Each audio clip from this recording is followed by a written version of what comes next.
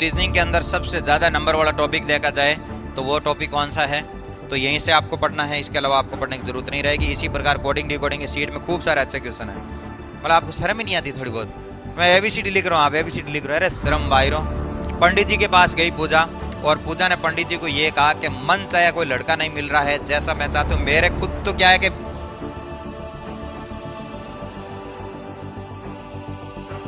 Reasoning के अंदर सबसे ज्यादा नंबर वाला टॉपिक देखा जाए तो वो टॉपिक कौन सा है। पूरी रीजनिंग में से चाहे कोई भी पार्ट उठा लो, सबसे कीमती जो टॉपिक है कोडिंग और डिकोडिंग है। इस सीट के अंदर करीब आपको 200-250 क्वेश्चन मिलेंगे, जिनको यदि आप सच्चे दिल से या ईमानदारी से कर लेते हो तो अदरवाइज आपको कहीं से भी पढ़ने की जरूरत नहीं रहेगी। आप नहीं पढ़ोगे, मैंने आपको 2.5 के इतने क्वेश्चन कराए, जिस लेवल के क्वेश्चन SSC में नहीं आते उस लेवल तक के तो हमने आपको क्वेश्चन करा दिए, ठीक है। तो यहीं से आपको पढ़ना है, इसके अलावा आपको पढ़ने की जरूरत नहीं रहेगी। इसी प्रकार कोडिंग डिकोडिंग के सीट में खूब सारे अच्छे क्वेश्चन है। आज तक ऐसा कोई बच्चा मैंने नहीं देखा कोचिंग में एडमिशन लिया हुआ जिसने कोडिंग डिकोडिंग की सीट के पूरे क्वेश्चन करे हुए होंगे।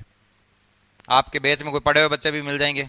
तुमने पढ़ लिया कोडिंग डिकोडिंग, सारे के सारे क्वेश्चन करे? हाँ, मतलब नहीं करे। हेलो, हाँ भाई जी, सारे नहीं करे ना। हाँ, मिलेगा नहीं आपको। हमने कोचिंग खोली थी 2021 के अंदर, 21 क्या 22 मान लो आप, 22 आधा चला गया था कोविड के अंदर। माना कि हमने सुचारू रूप से कभी स्टार्ट करा 23 के अंदर, 23 आज 24, 1.5 साल हो गए। 1.5 साल के अंदर जितने बच्चे आए कोई ऐसा बच्चा नहीं मिला जिसने कोडिंग डिकोडिंग की पूरी सीट सॉल्व करी होगी। आपने भाइयों, एक टॉपिक है कोडिंग डिकोडिंग, ये तो पता है ना। हाँ, कोई है ही नहीं। मतलब सीट के आप सारे क्वेश्चन कर लोगे तो ऐसा कोई दुनिया में क्वेश्चन नहीं होगा जो आपसे नहीं होगा। डाउट जरूर आएगी आपको, डाउट ही डाउट आएगी। ये कह रहे हैं एक्सरसाइज के नहीं करें, एक्सरसाइज के अंदर करीब 102 क्वेश्चन है या 100 क्वेश्चन है। उन 100 क्वेश्चनों के अंदर यदि आप ईमानदारी से करोगे तो 50 क्वेश्चनों के अंदर आपको डाउट आएगी। ऐसे क्वेश्चन मैंने दे रखे हैं वहां पर, ठीक है। तो चलो, कोडिंग का मतलब होता है कि किसी भी चीज को कोड के अंदर बदल देना। कोड में बदलने का मतलब यह है कि जैसे मैंने यहां पर लिखा A, B, C और ये D, तो यहां पर मैंने लिख दिया F, G, H और I, या फिर मैं ऐसे लिख देता हूं A, B, C और ये D। यहां पर मैंने लिख दिया 1, 4, 9, 16। तो मैंने ये बदला किस में बोलो? इसको भी मैंने कोड के अंदर बदला और इसको भी मैंने कैसे बदला बोलो? कोड के अंदर। ये कोडिंग है आपकी अल्फाबेट से किसके अंदर है? अल्फाबेट के अंदर। और ये अल्फाबेट से अपने किस में बदल दी बोलो? नंबरों के अंदर। और नंबरों का मतलब ये हुआ A की तरफ आता है 1 पे और B की तरफ आता है 2 पे और C की तरफ आता है 3 पे और D की तरफ आता है 4 पे। तो 1 का स्क्वायर कितना होता है बोलो? 1। 2 का स्क्वायर कितना होता है? 4। और 3 का स्क्वायर कितना होता है? 9। और 4 का स्क्वायर कितना होता है? 16। ठीक है। मतलब बहुत सारे ऐसे तरीके हैं। कभी आपने फैक्टोरियल का नाम सुना है? यहां पर टोटल लेटर कितने? 4 है। तो आप मेरे को बता सकते हो फैक्टोरियल 4 का मान कितना होता है? आपने परमोटेशन कॉम्बिनेशन नाम के टॉपिक हुआ करते थे 12th क्लास के अंदर, मैथ्स की बुक के अंदर, हैं? पढ़े आपने? जिसके नहीं थी 10th क्लास के अंदर देखे होंगे, वहां पर आपने फैक्टोरियल के मान निकालने सीखे होंगे। फैक्टोरियल 4 का मान ऐसे निकाला जाता है 4 × 3 × 2 × 1। 4 3 कितने हुए? 12। 12 × 2 कितने हुए? 24 × 1 24। तो फैक्टोरियल 4 की वैल्यू कितनी आई? 24। ऐसे भी निकाल सकते हो। कभी कभार इसको ऐसे भी लिखा जा सकता है कि ये जो वर्ड लिखा हुआ है ना, इसको 1 और 3 13 भी लिख सकते हो। 1 और 3 13 क्यों लिखे? इसलिए क्योंकि इसके अंदर 1 तो वोवल है और 3 क्या है? कंसोनेंट है। बहुत सारे तरीके हैं। कभी इसकी टोटल करी जा सकती है, कभी माइनस, कभी प्लस, कुछ ना कुछ करके आप इसको क्या कर रहे हो? चेंज कर रहे हो। चेंज किसके अंदर कर रहे हो आप? कोड के अंदर चेंज कर रहे हो। तो यहां पर अपन ये जो अक्षरों को चेंज कर रहे हैं ना, इसको अपन क्या कहते हैं बोलो? कोडिंग कहते हैं। और कभी कभार अपन ने कोडिंग करी और अपन समझ नहीं पा रहे हैं या फिर कोड को आपको वापस हटाना पड़ जाए, उसको अपन क्या कहते हैं बोलो? डिकोडिंग कहते हैं। ठीक है। तो इसलिए इस टॉपिक का नाम रखा कोडिंग। मतलब किसी चीज को चेंज कर देना, कोड में बदल देना, उसको कोडिंग कहते हैं। और कोडिंग को वापस हटा देना, उसको क्या कहते हैं? डिकोडिंग कहते हैं। इस पूरे चैप्टर के अंदर जो सारा का सारा खेल है वो अल्फाबेट का। अल्फाबेट का मतलब ABCD का खेल है। क्या आपको ABCD आती है? ए से लगाकर जेड तक सबको आती है? तो ये मेरे को पहले से ही पता है कि आप यदि SSC की तैयारी कर रहे हो और आप 12th पास करके आए हो या आप 10th पास करके आए हो तो आपको ABCD सबको आ रही है। लेकिन यहाँ ABCD आने वाला खेल नहीं। यहाँ पर आपको अल्फाबेट के नंबर याद होने चाहिए, आगे के पीछे के, उल्टे सीधे, कैसे भी पूछा जाए। थोड़े दिन बाद अपने एक टॉपिक पढ़ेंगे जिस टॉपिक का नाम है आपका अल्फाबेट टेस्ट। इस अल्फाबेट के अंदर है ना सीक्वेंस नंबर सीधे उल्टे, फर्स्ट हाफ के, सेकंड हाफ के, वोवल वोवल के, कंसोनेंट कंसोनेंट की सारी चीजें अपन पढ़ेंगे, लेकिन वो कहां पर पढ़ेंगे? अल्फाबेट में। अभी यहां पर मैं जो आपको सिखाऊंगा वो इतना ही सिखाऊंगा कि इन अक्षरों के अल्फाबेट के जो नंबर है वो आपको नंबर कैसे याद रखना है, ठीक है। चलो, तो सबको एबीसीडी तो आती है ना आपको? सबसे पहले क्या लिखते हैं? ए लिखते हैं। अच्छा तो सबसे पहले है अपने पास में ए, बी, सी और डी। डी के बाद क्या लिखा? ई, एफ, जी, एच, आई, जे, के, एल और ये एम। इसको बोला जाता फर्स्ट हाफ, जिसको बोला जाता प्रथम अर्धांश। एबीसीडी के 2 भाग करने पड़ेंगे आपको। टोटल लेटर कितने होते हैं? 26। 13 13 कर दो। शुरू के 13 है, इसको बोला जाता फर्स्ट हाफ, प्रथम अर्धांश, और लास्ट के जो बच गया उसको कहते हैं सेकंड हाफ या फिर second अर्धांश।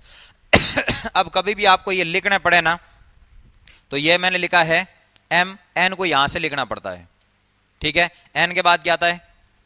O, P, Q, R, S, T, U, V, W, X, Y and ये जेड। इसका मतलब अपन ने पूरी की पूरी एबीसीडी लिख दी। इसका मतलब अपन को एबीसीडी आती है। लिखो कुछ मत, क्या लिखोगे इनमें बताओ? हैं, मतलब आपको शर्म ही नहीं आती थोड़ी बहुत? मैं एबीसीडी लिख रहा हूं, आप एबीसीडी लिख रहे हो, अरे शर्म बाहर हो हैं। मतलब आप जब कोचिंग में एडमिशन लेते हो शर्म भेजते हो क्या पहले? इस उम्र के अंदर यदि आप रजिस्टर लेके बैठे हो ना, इसका मतलब यह है कि जो चीजें आपको नहीं आती है या फिर जो चीजें लिखने के लायक है ना, उन्हीं चीजों को क्या करोगे आप? लिखोगे। मैं बोर्ड के ऊपर लिख रहा हूं कैफ और कबूतर, आप लिख रहे हो। यह काम करा जाता है 12वीं क्लास के अंदर, क्योंकि वहां पर टीचर कॉपी चेक करते हैं। मैंने आपकी कॉपी चेक करी कभी? नहीं करी। तो आप ये पढ़ाओगे कि इसको हर कोई चीज लिख के बताओ? पहले ढंग से चीजें आ जाए। नोट करना कोई बड़ा टास्क नहीं। नोट करने में आपको टाइम कितना लगेगा? 2 सेकंड। अब इन सब के आपको नंबर याद होना चाहिए। यदि मैं रात को 12 बजे उठा के आपको यह पूछूं कि आर कितने नंबर पर आता, तो आपको याद होना चाहिए 18 नंबर पे। मैं पूछूं एस कितने पर आता, तो 19 नंबर पे। सोचना नहीं पड़े। ओ कितने पर आता है? 15 नंबर पे। मैं पूछूं टी कितने पर आता, तो 20 नंबर पे। अक्षरों को जैसे जैसे अक्षर है उनको वैसे चेंज किसमें करना है? नंबरों के अंदर। इनको मैं नंबर को याद कराने के पूरे प्रयास करूंगा। इनमें से कुछ नंबर तो आपको अभी याद हो जाएगा, और फिर ये कोडिंग डिकोडिंग अपन आने वाले 7 दिनों तक पढ़ेंगे। आज बार क्या है? मंडे है। शनिवार तक इसी टॉपिक को पढ़ेंगे, तो तब तक आपको धीरे धीरे सबके नंबर क्या हो जाएंगे? याद हो जाएंगे। तो सबसे पहले मेरे को एक बात बताओ, कुछ एबीसीडी के ऐसे अक्षर होते हैं शुरुआत के जो आपको पहले से याद होते हैं, याद कराने की जरूरत है नहीं होती। कई बार आप टेस्ट देते हो संडे को, जैसे कुछ बच्चे ऐसे होते हैं जो नए नए बच्चों ने आज एडमिशन लिया और उस बच्चे के 40 नंबर आ गए, तो इस 40 नंबर के अंदर कोचिंग वालों का कोई योगदान नहीं है, क्योंकि उसको इतनी सारी चीजें आ रही है जिसके पहले ही नंबर कितने आ रहे हैं? 40। उधर हमने एक नया बैच बनाया, उस बैच में कुछ बच्चे ऐसे बैठे जिसके 40 नंबर आ रहे हैं, किसके 50 नंबर आ रहे हैं। एक शाम को बैच में एक बच्चा आता लक्ष्मण सिंह नाम का, हाईएस्ट नंबर कितने किसके हैं? उसी का है क्या? उस बच्चे ने अभी एडमिशन लिया, आज से करीब 20 दिन हो गए होंगे या 25 दिन हो गए। नंबर कितने आ रहे हैं? उस बच्चे ने सच में कहीं कोचिंग करी नहीं, वो तो बीएड कर रहा है। मतलब उसका एसएससी से कोई लेना देना है ही नहीं। तो सोच के देखो। और आप पूरे 1 साल धक्के खाने के बाद आपके नंबर कितने आते हैं? 50 नंबर आते हैं।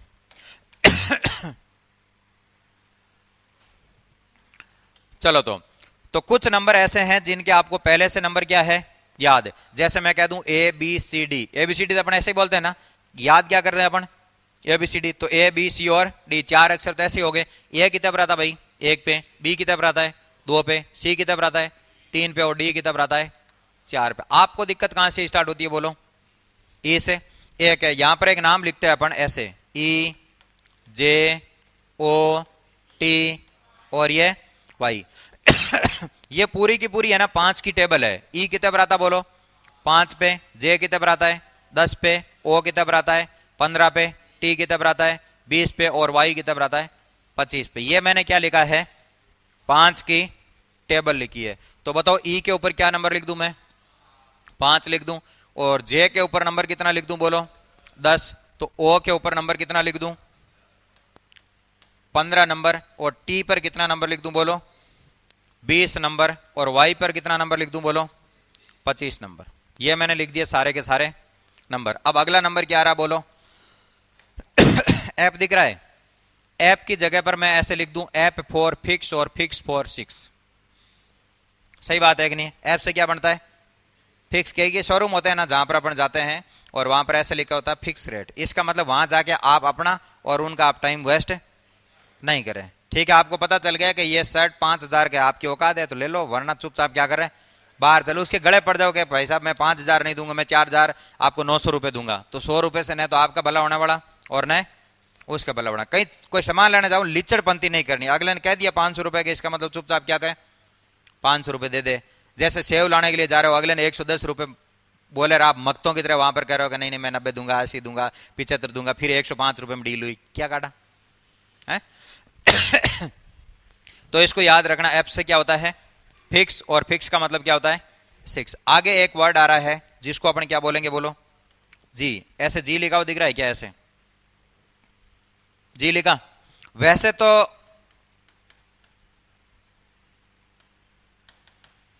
सबमिट नाम सुना आपने, जिसको अपन सम्मेलन कहते हैं। सम्मेलन किसको कहते हैं? भारत के अंदर, भारत में क्या पूरे वर्ल्ड के अंदर बड़े बड़े सम्मेलन कौन से होते हैं जिसको अपन याद करते हैं? सबसे बड़ा से बड़ा जो सबमिट होता है वो कौन सा होता है? G20। G20 वर्ल्ड का सबसे बड़ा सम्मेलन होता है जिसके अंदर पूरे वर्ल्ड के अंदर जो पावरफुल जितनी भी कंट्रियां हैं वो सारी की सारी उसके अंदर आती है। ठीक है, उसके बाद आपने ब्रिक्स का नाम सुना होगा। ठीक है, ये ब्रिक्स नहीं है पावटा वाला, एक ब्रिक्स नाम का सबमिट है। ठीक है, अभी उसका नाम ब्रिक्स नहीं, अभी उसका नाम है ब्रिक्स प्लस। प्लस इसलिए रखा क्योंकि 4-5 अलग अलग कंट्री जोड़ी, तो उन्होंने कहा कि अब ये नाम बिगड़ जाएगा। पहले तो ब्रिक्स का मतलब कितनी कंट्री थी? 5 थी अलग अलग। जैसे बी के अंदर एक जगह आई भी आता था ना, आई का मतलब क्या था इंडिया का, बी का मतलब क्या था ब्राजील, सी का मतलब क्या था चाइना। इन्होंने अपने नाम के आधार पर बनाया था। अब जैसे जैसे अलग अलग कंट्री जुड़ना स्टार्ट हुई तो ब्रिक्स का नाम क्या कर दिया ब्रिक्स प्लस। ठीक है, इसी प्रकार के और भी बहुत सारे सबमिट होते हैं अलग अलग चीजों के। तो जैसे अपन जी लिखते हैं तो जी के साथ में ही क्या लिखते हैं 7। जैसे अपन ने जी लिखा तो जी के साथ में अपन ने क्या लिख दिया 7 लिख दिया। और वैसे आपको पता है कि ये जो आज जो G20 है ना, पहले ये G7 हुआ करता था, फिर G7 के बाद ये क्या बना G8 है। मतलब पहले G20 से पहले क्या था G7 था, G7 के बाद G8 हुआ, G8 के बाद वापिस क्या बना G7। अब हालांकि G7 अभी भी होता है लेकिन अब G7 का कोई खास अस्तित्व रहा नहीं है, फिर खास कोई मतलब नहीं रहा, क्योंकि जब G20 बना दिया है कि टोटल पावरफुल जितनी भी कंट्रियां थी, जितने भी थे, सबको उसके अंदर ऐड कर दिए, तो अब इसका वैसे भी कोई मतलब नहीं रहा। और G7 से जब G8 बनाया था तो रशिया को ऐड करा, और रशिया ने फिर यूक्रेन के साथ में लड़ाई, अभी लड़ाई चल रही यूक्रेन के साथ में।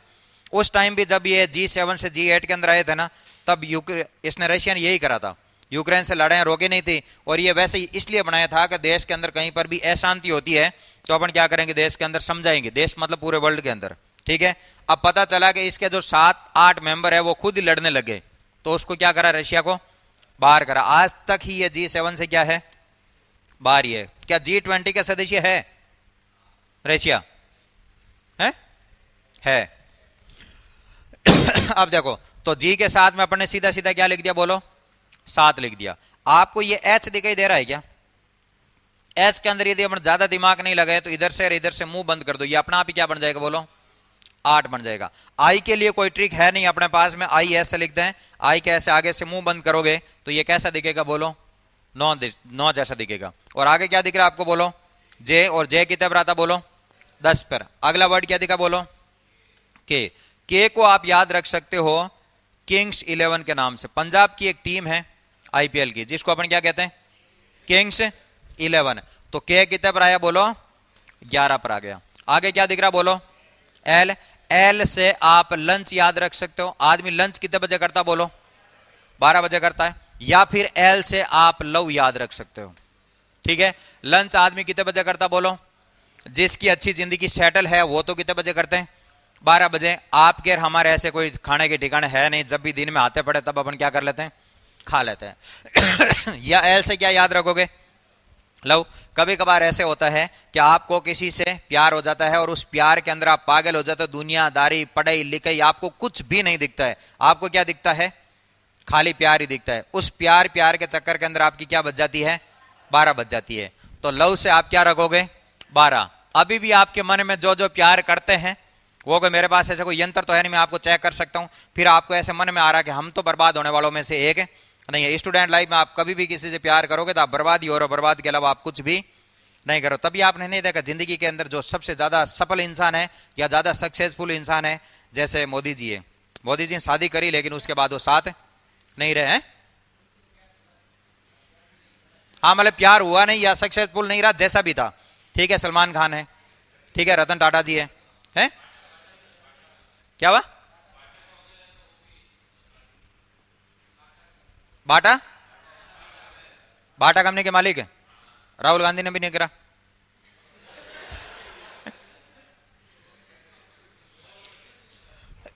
इन्होंने है ना प्यार को पहली जगह पर फर्स्ट प्रायोरिटी नहीं रखा था। आप प्यार को कहां रखते हो? पहले नौकरी लगे ना लगे, बर्बाद हो आबाद हो, सबसे पहले अपन क्या करेंगे? प्यार करेंगे। जिंदगी के भट्टे बैठ जाएंगे 3-4 साल बाद, तब अपन किसके बारे में सोचेंगे? नौकरी के बारे में। आपको पता प्यार तो वैसे रतन टाटा जी ने भी करा था, ठीक है। आज वो चले गए, पूरे देश के अंदर शोक है, पूरे देश दुखी है, ठीक है। बड़े अच्छे इंसान थे, ठीक है, जिन्होंने भारत के लिए बहुत कुछ करा था, ठीक है। भारत को आगे बढ़ाने में उनका बहुत बड़ा योगदान था, ठीक है। प्यार तो उनको भी अमेरिका से लड़की से हुआ था, ठीक है। वो उसके पास ही चले गए थे, अमेरिका भी रहते हैं। उसके बाद आपको पता है इनके मम्मी और पापा के दोनों का डिवोर्स हो गया था। तो रतन टाटा रहते किसके पास थे? दादी के पास रहते हैं। जब वो अमेरिका जाने के बाद उनको पता चला कि दादी की तबीयत खराब होगी, तब उसको कह रहे थे कि तुम भी कहां चल, भारत चल, अपन दोनों ही कहां रहेंगे? भारत। तो उसने बोला कि मैं भारत नहीं चलूंगी। रतन टाटा जी को भारत आना पड़ा। कुछ टाइम बाद पता चला कि उस लड़की की शादी हो चुकी थी शादी। तो टाटा जी ने कसम खा ली थी कि शादी करते तो किसे करते? उससे करते। प्यार एक से ही होता है, आपकी तरह बार बार और जगह जगह मुंह नहीं मारते हैं, ठीक है। उनको प्यार एक ही लड़की से था और उससे उनकी शादी हो नहीं पाई, तो जिंदगी भर वो क्या रहे? अकेले रह गए, कमारे रह गए, मतलब उन्होंने शादी नहीं करी। और आपके कोई अमेरिका मौजे ना, आप बोरियां बिस्तर बांध बंधा कर वहीं चले जाओ, वापिस आओ ही नहीं। फिर दादा मरे और दादी मरे, कोई मर जाए, आप वापिस पीछे देखो ही नहीं भारत की तरफ, ठीक है। तो थोड़ा लक्कड़ लाने पड़ते हैं अंदर, ठीक है। चलो, तो एक ना एक दिन तो ऐसा आएगा, या तो आप नौकरी लग जाओगे या आप क्या करोगे? लव, प्यार करोगे। प्यार में आपकी क्या बजेगी? 12 बज जाएगी। इसी के साथ एल कितने पर आ जाएगा? बोलो। 12 पर आ जाएगा, ठीक है। आगे देर का है एम और एन। इसको आप ऐसे रख लो, मकान नंबर। मकान नंबर है एक तो 13 नंबर प्लॉट, और एक कितना नंबर है? बोलो 14 नंबर। एम कितने पर आया? बोलो 13 पर। और एन कितने पर आया? 14 पर। अब सब कुछ कुछ ऐसे कर रहे हैं कि सच में 12 बजती है क्या? अरे सच में बजती है यार। आपको ऐसा लगता है फिर हम क्या करें? छोड़ दो, त्याग पत्र दे दो, आज रिजाइन लेटर ठोक दो, ठीक है। बोले आज के बाद हम रिलेशन के अंदर नहीं रहेंगे, हम कोई प्यार व्यार नहीं करेंगे। आज के बाद हम जिस दिन सक्सेस हो जाएंगे उसके बाद ही क्या करेंगे? प्यार करेंगे। आप किसी से मत करो, दुनिया आपसे प्यार करने के लिए पीछे भाग जाएगी, ठीक है। आपके अब मन में एक चीज ये भी आ रही है कि देखो दुनिया बर्बाद हो रही है, मैं तो बर्बाद होने वाला नहीं हूं। मैंने तो कह दिया, इस जाड़ के अंदर पूरी दुनिया ही क्या होती है? बर्बाद ही होती है। आबाद होती देखी आपने कभी? है? हाँ, आपके भले विचार कितने ही हो। आगे देखो, तुम्हारे जैसी जैसी एक पी थी और इस पी का नाम था पूजा, ठीक है। अब पूजा ने क्या करा था? पंडित जी के पास गई पूजा, और पूजा ने पंडित जी को यह कहा कि मन चाहे कोई लड़का नहीं मिल रहा है जैसा मैं चाहती हूँ। मेरे खुद तो क्या है कि बीए करी थी, बीए के अंदर मैं फेल हो गई थी। मैं चाहता हूं मेरी शादी या तो कोई बहुत बड़े बिजनेसमैन के साथ हो, या कोई आईएएस हो, आरएस हो, इंस्पेक्टर हो, इस प्रकार का कोई बंदा मिले जिसे मैं क्या करूं? शादी करूं। तो इसलिए पंडित जी ने क्या कहा पूजा को कि तेरे को एक काम करना पड़ेगा पूजा, कि तू एक काम कर, 16 सोमवार कर ले। और पूजा ने पंडित जी की मान कर क्या कर लिया? 16 सोमवार कर लिया। आप भी साउंड के अंदर सोमवार करते हो ना? है? नहीं करते हो? तो करते हो तो अच्छी बात है, ठीक है। आपको भी मनचाही मिलेगी या मनचाही मिलेगा, जो भी है। नहीं चाहिए? चलो, तो नहीं चाहिए तो आप राहुल गांधी जी की तरह कमारे रह जाना, ठीक है। तो इधर ध्यान दो, पी का मतलब क्या है? पूजा। और पूजा ने क्या करा? 16 सोमवार करा, और उसके बाद पूजा की मनचाही क्या हो गई? शादी हो गई। ठीक बात है क्या? अगला आपको क्या दिख रहा? बोलो क्यू। क्यू का मतलब होता है क्यून। क्यून का मतलब क्या होता है? क्यों जानते हो? क्यों है? हाँ, तो इसका मतलब क्यू का मतलब क्या समझ लो आप? क्यों समझ ले, रानी समझ ले। आपको पता है कि आजकल जो लड़ाइयां हो रही हैं, लड़ाइयों के बहुत सारे कारण हो गए, क्योंकि लोगों के पास पैसे हो गए, टाइम कम हो गए, बहुत सारी चीजें लड़ाइयों के लिए। पहले आपको पता, राजा महाराजा आधे तो किसके लिए लट बजाते थे? रानियों के लिए। कोई कहता था कि मेरे 5 रानियां, कोई कहता मेरा 10 रानियां, कोई कहता मेरे 100 रानियां। रानियों के लिए क्या चलती थी? लड़ाइयां चलती। आजकल दिनों दिन लोग क्या हो रहे हैं? समझदार हो रहे हैं। पहले जैसे हमने पढ़ाना स्टार्ट करा, क्लास ऐसे भरी हुई रहती थी, तो क्लास के अंदर लट बज जाते कई बार। वो हमेशा जो लट बजते वो पीछे कभी भी नहीं बजते थे, वो जस्ट रानियों के पीछे वाली बेंच पे हमेशा लट बजते थे कि हम रानियों के क्या करेंगे? पीछे बैठेंगे। या स्कूल के अंदर जो लट बजते वो कहां पर बजते? रानियों के जस्ट पीछे वाली बेंच पे। पहले ऐसे होता था, कई बार हम 7 बजे सुबह क्लास लेने जाते थे, तो एक यहां से कॉलर पकड़ के, एक की दूसरे की कॉलर पकड़ के, फिर बाद में मैटर समझ में आता कि ये इस रानी के पीछे बैठना चाहता था। एक ही रानी के पीछे कितने राजा पड़े हुए थे? 2। तो उनके बीच में लट बज रहे थे, इसलिए वो सुबह सुबह 7 बजे क्या करते थे? लड़ाई। आज भी आपको इधर बाहर कहीं लड़ाई करते हुए छोरे मिल जाएंगे आपको। वो किस लिए लड़ रहे हैं? या उनका धंधा चल रहा है, या उनको कोई नौकरी दे रहे हैं।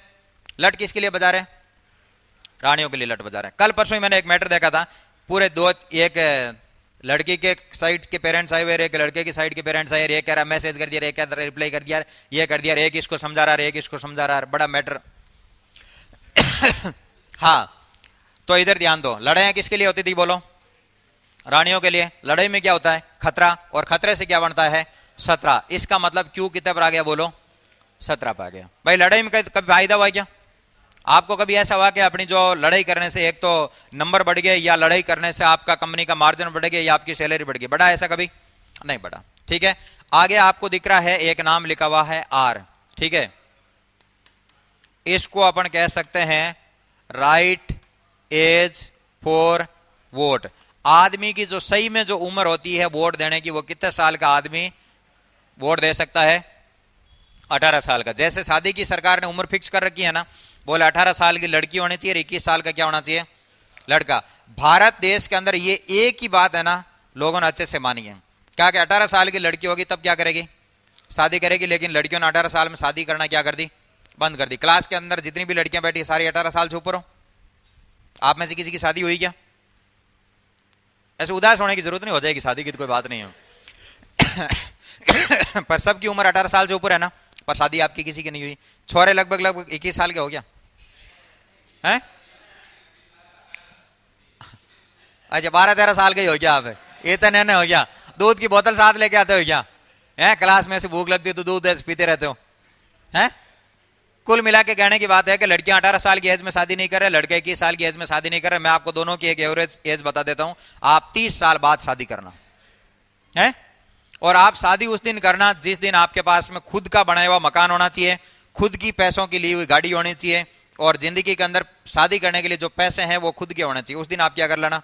शादी। वो काम हो सके आप 25 साल में कर लेना, 30 साल में कर लेना, 35 साल में कर लेना। 30 साल में भी यदि वो काम आप नहीं कर पाते तो शादी की कोई जल्दबाजी नहीं है, फिर करने की जरूरत भी नहीं। करके भी क्या करोगे भाई? आज आप अकेले दुखी हो, शादी करते ही कितने जना दुखी हो जाओगे?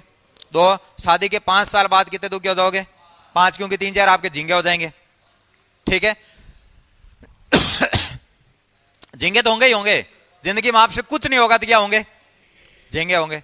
ठीक है, आगे आपको क्या दिख रहा है? यू। यू का मतलब क्या होता है?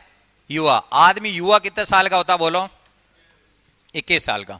सही बात है। चलो आगे आपको एक वर्ड दिख रहा है वी। इस वी के मुंह कितने? बोलो, है 2 ही है ना, तो मैंने 2 बार लिखा, 2 और 2, तो वी कितने पर आए? बोलो, 22 पे। इसके मुंह कितने हैं रे?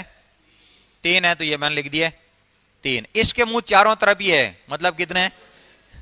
4। इसको मैं 25 पहले से लिख चुका हूं, और जेड आप सबको पता है कितने नंबर पर आता है? 26 पर आता है। अब इसमें से कुछ बातें आपको अच्छी लगी, जो आपके मन के अंदर जाके रुक गई, और कुछ बातें आपको अच्छी नहीं लगी। अब नोट करो, जैसे जैसे मैंने एरो कर करके बनाए है ना, एक पेज पे खाली यही कहानी लिखोगे, इसके अलावा आप कुछ भी नहीं लिखोगे। कल से मैं, मेरी मर्जी होगी, उनको आपको ABCD के आपको नंबर पूछूंगा। जल्दी से नोट करो। तो एस छूट गया क्या? आपने कपिल शर्मा का शो देखा? अच्छा, तो उसके अंदर एक सरला नाम की लड़की आती है, पता आपको? आती है ना, उस सरला की जो एज है ना वो कितने साल है पता है क्या? 19 साल की है वो। करो नोट। हाँ, छोटी है। अरे जब शो में गई थी तब वो 19 साल की थी। अब हो सकता धीरे धीरे एज तो बढ़ती है ना। आपने कई क्लास के अंदर कई बच्चे ऐसे हैं जिन्होंने 17 साल की एज में तैयारी स्टार्ट करी थी, बोला अगले साल 18 साल के हो जाएंगे तब तक अच्छी तैयारी कर लेते, फिर पता चला 4-5 साल तैयारी करते करते धीरे धीरे ओवरेज हो गए।